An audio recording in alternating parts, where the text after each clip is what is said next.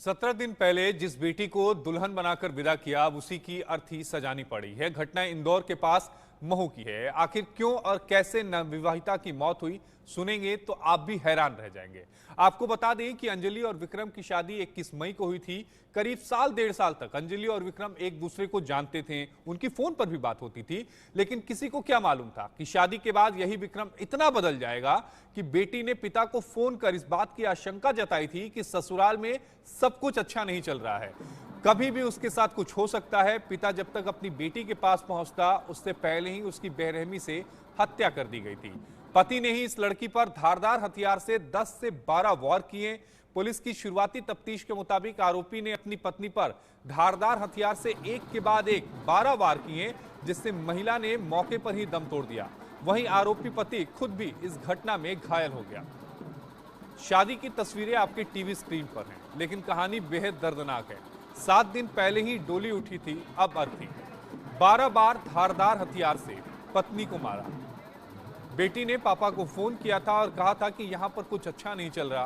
पापा ने कहा कि मैं सुबह आऊंगा, लेकिन वो रात लंबी थी और उसी रात में पति ने अपनी पत्नी को 12 बार एक धारदार हथियार से मारकर, ससुराल में बेटी को दिक्कत हो रही है तो फौरन पहुंचे। अगर बिटिया का फोन आए तो हम आपको बताते जा रहे हैं। शहर में किसी भी करीबी को फौरन मिलते रहें। जरा सा भी शक हो तो पुलिस को अलर्ट कहें। इतना ही नहीं, कभी भी ऐसे मामलों में लापरवाही ना बरतें। बेटी को समझने की बजाय, समझाने की बजाय हकीकत को समझें। ससुराल में बेटी दिक्कत में हो तो फौरन पहुंचे। वो सारी चीजें हम आपको बता रहे हैं कि अगर बिटिया का आपके पास फोन आए तो आपको उस हालात में क्या कुछ करना चाहिए। जरा सी भी शक हो तो पुलिस को तुरंत उस समय अलर्ट आप करें, और जरा सा भी शक हो तो पुलिस को अलर्ट करें। कभी भी ऐसे मामलों में लापरवाही बिल्कुल ना बरतें।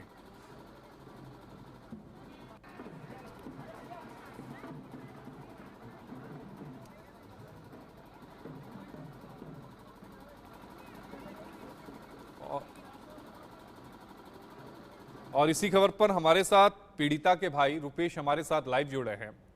रुपेश, मैं समझ सकता हूं बेहद दुख की घड़ी है, लेकिन इस पूरे वाक्य के बारे में आप बताइएगा कि अभी शादी कुछ दिन पहले ही हुई थी और अचानक रात में आपके पिताजी के पास फोन आता है और उसके बाद आपकी बहन को 12 बार धारदार हथियार से पति मारता है और उसकी मौके पर ही मौत हो जाती है। हाँ सर, अभी शादी हुई थी अंजलि की 21 मई को। हम इसको 25 को जब इसने बताया था कि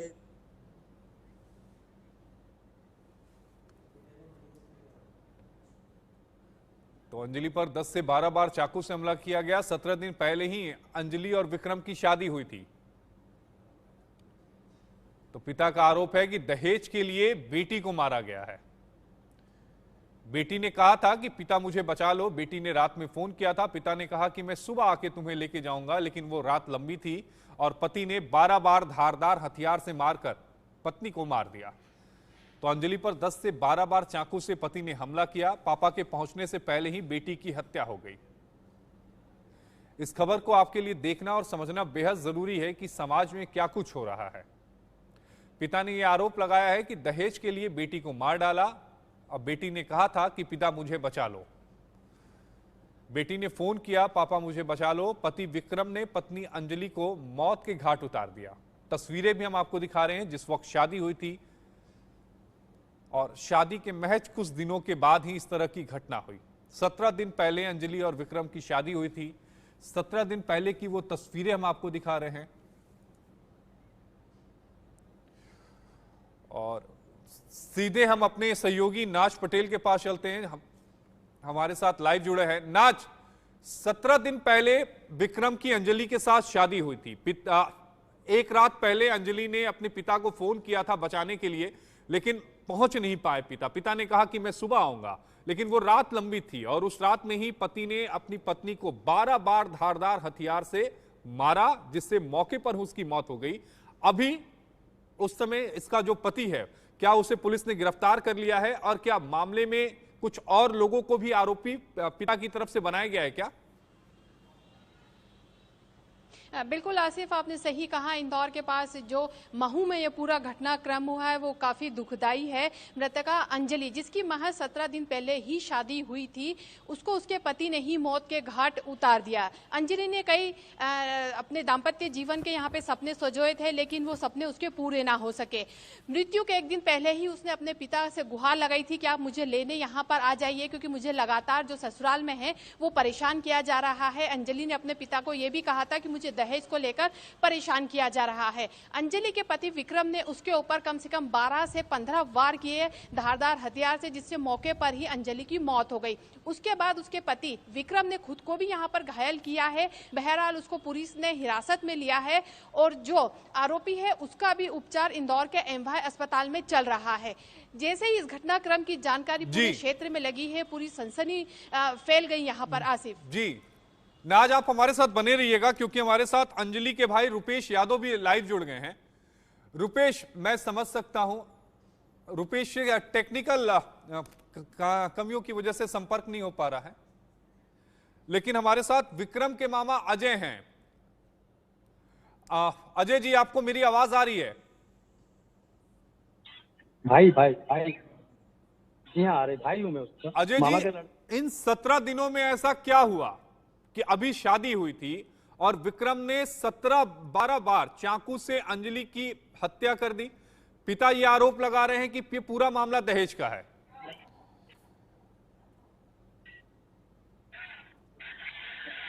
सबसे पहले तो मैं कहना चाहूंगा कि ये घटना बहुत दुखद है। किसी की बहन या बेटी के साथ अगर ऐसा होता है तो वो सहज असहनीय है, और अगर उसने ये काम विक्रम ने करा है तो वो सजा का पात्र है, दोषी है। नहीं, लेकिन क्या अभी भी आपको शक है क्या? लड़का है, लेकिन नहीं अजय जी, अभी भी आपको शक है क्या? आप कोई सीसीटीवी फुटेज चाहते हैं क्या कि विक्रम ने किया है? तो भाई कमरे में विक्रम था, विक्रम फरार है। विक्रम ने किया है ना। हाँ, कमरे में विक्रम फरार नहीं है, विक्रम पुलिस के कस्टडी में है। विक्रम फरार नहीं है, विक्रम पुलिस की कस्टडी में है।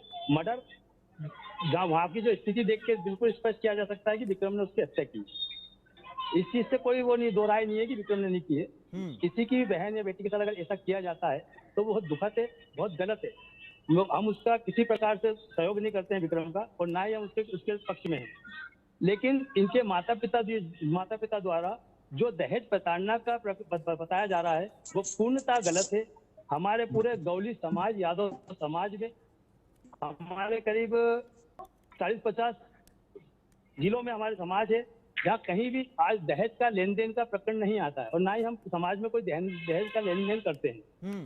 तो दहेज प्रताड़ना का जो लगाया जा रहा है आरोप वो गलत है। लेकिन विक्रम ने हत्या की, उससे कोई मना नहीं किया जा सकता कि उसने, क्योंकि विक्रम का इलाज नहीं, लेकिन विक्रम जी आप कह रहे हैं कि मामला दहेज हत्या का है नहीं। आखिर ऐसा क्या हो गया कि उसे इतना गुस्सा आ गया कि उसने 12 बार धारदार हथियार से अपनी नई नवेली पत्नी की हत्या कर दी? मैं वही आपको बता रहा हूँ कि विक्रम का साइकेट्रिक अभय पालीवाल जी के वहाँ इंदौर में इलाज चल रहा था। करीब वो 1-1.5-2 महीने से इलाजरत था, और वो उसका दिमाग का संतुलन बार बार बिगड़ रहा था। नहीं, शादी के मतलब शादी के टाइम में उसका दिमाग का संतुलन बिगड़ गया, उससे पहले वो ठीक था? पहले उससे नहीं, उससे पहले से था। इसके लड़की के माता पिता को मालूम था कि उसका दिमाग का संतुलन ठीक नहीं है।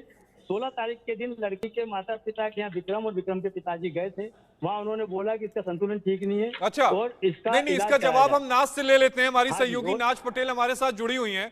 नाज, आपने सुना होगा अजय यादव जो विक्रम के मामा हैं, उनका कहना है कि विक्रम का मानसिक संतुलन ठीक नहीं था, और मानसिक संतुलन का इलाज चल रहा था भाई 10 से 15 दिन 1.5 महीने तक, और उसके बाद उसने ये हत्या की। पुलिस का क्या थ्योरी है? बिल्कुल आसिफ जी, लगातार पुलिस भी सारे तमाम जो सवाल है उसको ढूंढ रही है, लेकिन सूत्रों से हमें जो जानकारी मिली है और जैसा हमें अजय यादव बता रहे हैं कि उनका मानसिक संतुलन ठीक नहीं था अजय विक्रम का, और उनका इलाज यहाँ इंदौर के जो मानसिक रोग विशेषज्ञ है डॉक्टर पाली रस्तोगी उससे चल रहा था। ये प्राथमिक जानकारी हमें भी यहाँ पर मिली है। साथ ही यह भी जानकारी मिली है कि लड़के ने, मतलब जो आरोपी है, उसने साफ तौर से शादी के लिए मना कर दिया था, लेकिन किसी तरह से उसको समझाइश दी गई थी कि शादी के लिए आप तैयार हो जाएं। नहीं, इसके जवाब हम रुपेश से ले लेते हैं। अंजलि के भाई भी हमारे साथ जुड़े हुए थे। रुपेश, अजय यादव जो आरोपी के मामा है, विक्रम के मामा है, वो ये दावा कर रहे हैं कि विक्रम की जो मानसिक स्थिति है वो ठीक नहीं है, उसका इलाज चल रहा था। क्या आपको इस बारे में पहले से जानकारी थी आप लोगों को शादी से पहले? नहीं सर, ऐसी कोई जानकारी नहीं सर, और कोई मानसिक संतुलन खराब नहीं है सर। मानसिक संतुलन खराब होता तो उसके माँ बाप को मार सकता था, और मेरी बहन से क्या दुश्मनी थी उसकी। वो दहेज के लिए संपूर्ण बार बार सता रहा सर। 7 बजे उसने फोन लगाया हमको, अंजलि ने, कि मेरे को बचा रहा है।